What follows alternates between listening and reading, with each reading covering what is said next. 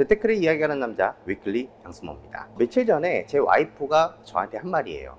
최근에 금값이 너무 많이 올랐더라.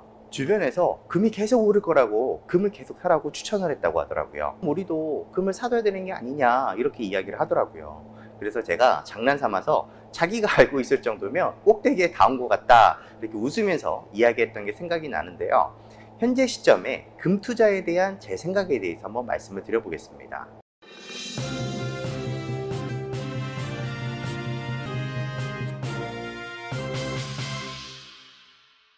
금은 일반적으로 안정자산이라고 많이들 알고 계실 거예요. 그래서 글로벌 경제 위기가 올 때마다 주식은 빠져도 금 가격은 매번 상승했었죠. 이때마다 금값이 오르면 파려고 하는 사람들이 많았었는데 요즘은 오히려 금을 더 사시려고 하시는 분들이 더 많다고 해요. 워낙 뉴스를 뜨겁게 달구고 있는 미중 무역 갈등과 또 한일 간의 수출 규제도 금 가격 상승을 부추기는 촉진제가 된 것 같아요. 무조건적인 건 없지만 보통 환율이 상승하면 주식시장은 빠진다. 반대로 환율이 하락하면 증시는 오르는 오랫동안의 등식이 있습니다. 단순히 생각해보면 달러 원 환율이 오르면 한국 수출 제품의 가격 경쟁력이 높아집니다. 예를 들어서 환율이 1000원에서 1200원으로 오르면 1000원짜리 제품을 1달러가 아니라 0.8달러에 팔 수가 있죠. 이런 상황이라면 가격 경쟁력이 높아져서 수출이 늘어날 것이고 그러면 그 기업의 이윤이 증가할 것인데 이상하게도 수출은 늘어나는데 환율이 상승하면 주식은 빠진단 말이에요. 간단한 이유로는 외국인들의 입장에서 환율이 상승 추세를 보이면 환손실이 발생됩니다. 그러니까 국내에 유입되었던 외국계 자본금들이 환율이 상승하고 있으니까 주식이나 채권을 팔아버린다는 거죠. 이를테면 환율이 1000원에서 1200원으로 오르면 1달러가 아니라 0.8달러에 팔 수 있다고 했어요. 반대로 외국인들은 1200원을 들고 와야지만 1000원짜리 주식을 살 수 있다는 말이거든요. 그러니까 환율이 상승할 조짐이 보이면 외국인들은 한국의 주식이나 채권을 팔고 나가는 겁니다. 그럼 자산 가격은 하락하게 되겠죠. 국내 기관 투자들도 이런 등식을 알고 있다 보니까 환율을 지표로 하락 시그널이 발생이 되면 현금화를 하기도 합니다. 너도 나도 파니까 시장은 하락할 수밖에 없겠죠. 또 이렇게 생각해 볼 수도 있어요.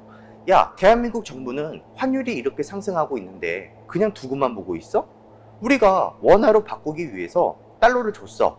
내가 다시 원화를 달러로 바꿔서 내 국내로 이제 다시 송금을 하려고 해. 근데 그때 우리한테 내줄 수 있는 달러를 가지고 있니? 국고에 있는 외환 보유고가 줄어들고 있으면 혹시나 하는 마음에 외국계 자금이 빠져나가는 속도도 빨라질 수 있겠죠. 뭐 예전에 외환 위기가 있었잖아요. IMF. 이때와 동일한 상황이 오지 말라는 법은 없을 것이다. 외국인들은 이렇게 생각할 수도 있겠죠. 자, 근데 달러가 하락하면 하락하는 거지 왜 금 가격이 오르냐? 그 이유는 전 세계에서 기축통화로 사용되고 있는 게 달러라서 그렇습니다. 기축통화가 괜히 기축통화겠습니까? 무언가의 안정장치가 있기 때문에 세계에서도 이 달러의 가치를 인정해 주는 거거든요. 미국은 전 세계적으로 독보적인 금을 보유하고 있는 국가예요. 외환 보유국의 금이 차지하는 비중이 약 75% 정도가 됩니다. 물론 지금은 아니지만 근본이제였을 때 미국은 달러에 무슨 일이 생기면 우리가 보유하고 있는 금으로 그 가치를 보존해 준다라는 시절이 있었어요. 그러니까 달러를 금으로 태환해 주는 고정 환율 제도라는 것이 있었다는 거예요. 이 말은 환율 변동에 대한 변수로부터 자유로워지고 수출 대금이나 수입 대금이 변하지 않는 거예요. 그러니까 달러를 주고받는 행위 자체만으로도 가상의금이 이동한 거와 동일한 효과를 냈던 거죠. 그런데 미국이 베트남 전쟁이 나고 전쟁 자금 조달을 위해서 달러를 이때부터 급격히 찍어내다 보니까 달러의 가치가 하락할 거 아니겠습니까? 그러니까 여러 나라가 이게 뭐냐? 야, 달러 줄게. 금으로 다시 바꿔줘. 이렇게 미국을 압박하다 보니까 이때 미국은 달러를 금으로 태환해 준다는 선언을 포기하면서 끝이 났었습니다. 은행에는 뱅크런이 있다면 이 당시에는 골드런이 발생한 거죠. 첫 번째로 환율이 금상승을 만든 첫 번째 이유라면 두 번째로는 중동발 이슈 때문에 그래요. 그 주인공은 미국과 이란입니다. 이란과 미국 지금 어떤 상황입니까? 일촉즉발의 상황이에요. 이란이 한 해 원유를 하나 가치로 약 29조 원 정도를 수출합니다. 전체 수출 규모로는 63% 정도의 규모예요. 우리도 이란으로부터 수입하는 원유가 약 한 13% 정도 차지한다고 합니다. 그런데 이 원유 결제는요, 석유 수출 기구인 오펙이랑 계약을 하면서 달러로만 거래할 수 있게 만들어뒀어요. 그러니까 원유를 사기 위해서는 달러로만 살 수 있게 되었다는 말이죠. 자, 근데 왜 이들은 싸우고 있느냐? 우선 트럼프가 미국 대통령 당선 이전부터 미국과 이란의 핵 합의를 마음에 들어 하지 않았어요. 그리고 재협상을 요구하면서 오바마 대통령이 어렵사리 합의했던 내용을 일방적으로 파기를 했습니다.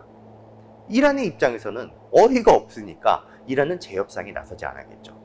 그러니 미국은 계속 이란을 압박할 것이고, 전쟁을 하자니 전쟁을 하면 중국과 러시아 또 시이파 동맹국들이 도와주는 확전으로 이어지면 미국의 군사력으로만 이기기는 쉽지 않다 보니까 폼페이오 국무장관도 전쟁은 원하지 않는다라는 식으로 말을 했던 거죠. 또 미중 무역 전쟁으로 중국이 미국 통제에 맞서서 이란 석유를 사들일 가능성이 또 높아지면서 무역 전쟁이 고조에 이를 것 같은 분위기가 만들어지고 있죠.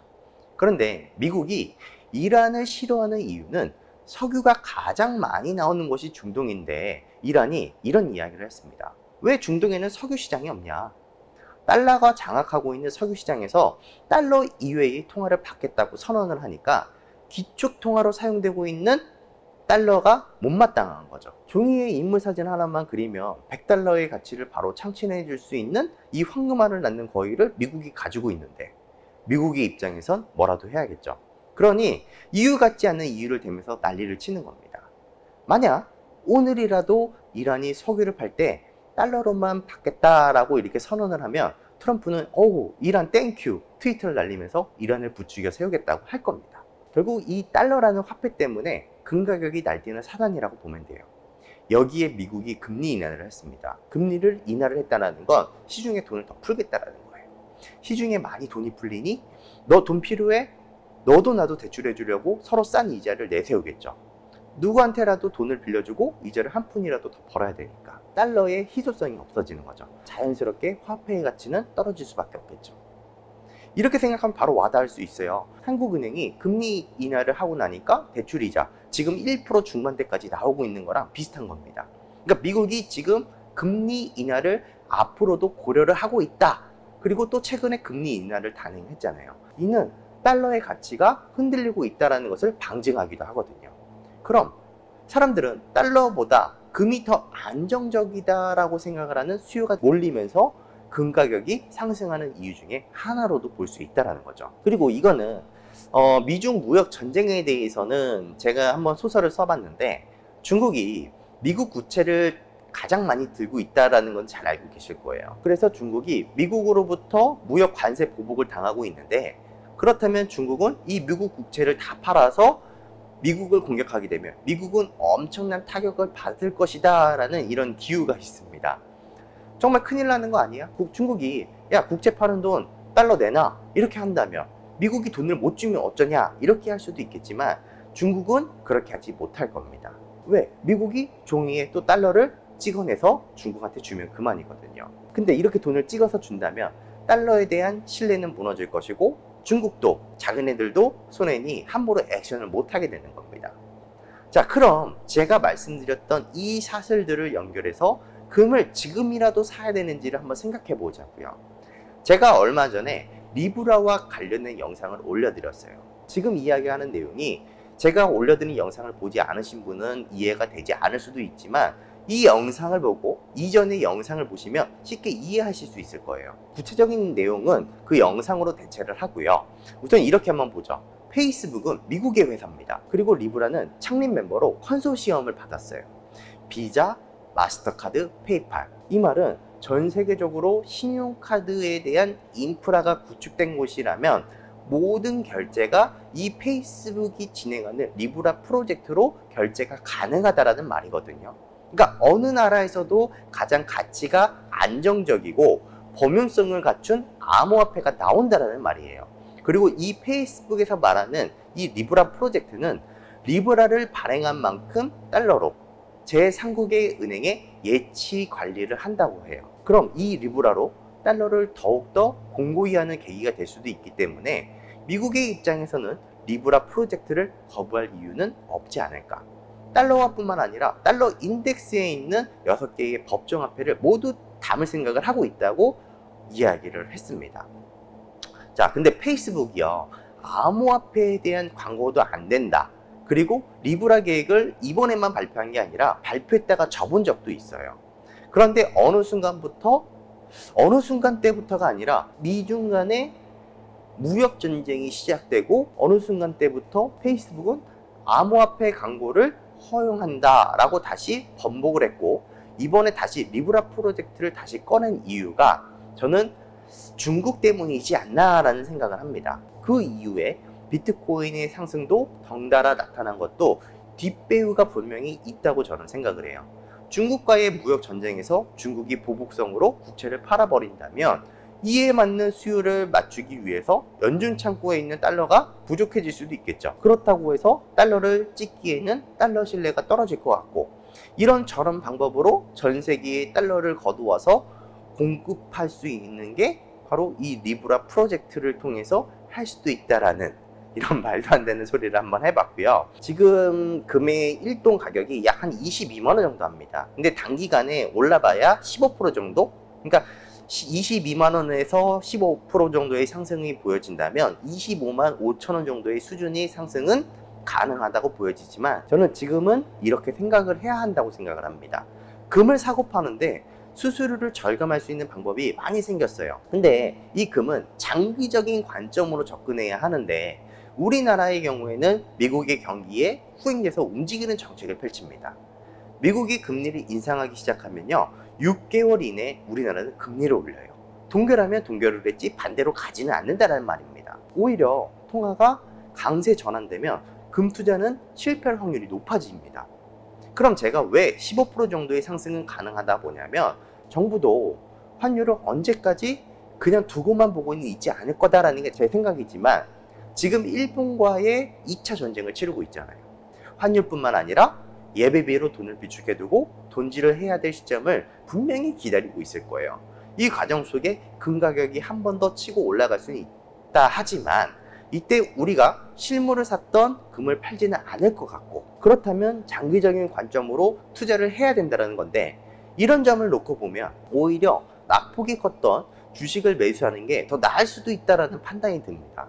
저도 투자를 많이 하지만 저는 금보다 주식을 살 것 같고요, 주식보다는 비트코인을 더 담을 것 같아요. 그러니까 자산을 배분하는 측면으로 금, 주식, 채권 이렇게 담을 수도 있겠지만, 개인 투자자들이 채권을 담을 이유는 없다고 생각을 하고, 그렇다고 해서 금을 사자니, 미국이 금리 인하를 한다고 했지만 금은 호황기나 불황기에 상관없이 통화량에 따라 움직이거든요. 미국이 금리 인하는 했지만 돈을 찍어낸다고는 아직 발표는 하지 않았습니다. 그럼 지금 수요가 폭발적으로 늘어난 지금 시기에 금을 투자한다? 찍어내도 자국인 기업인 페이스북을 이용해서 리브라로 돈을 찍어낼 수 있다는 것이 제 소설인데, 지금 이 금을 투자하는 것은 조금 시기에 맞지 않다는 생각이 좀 듭니다. 차라리 금보다는 주식이 더 낫다라는 이야기를 하고 싶어요.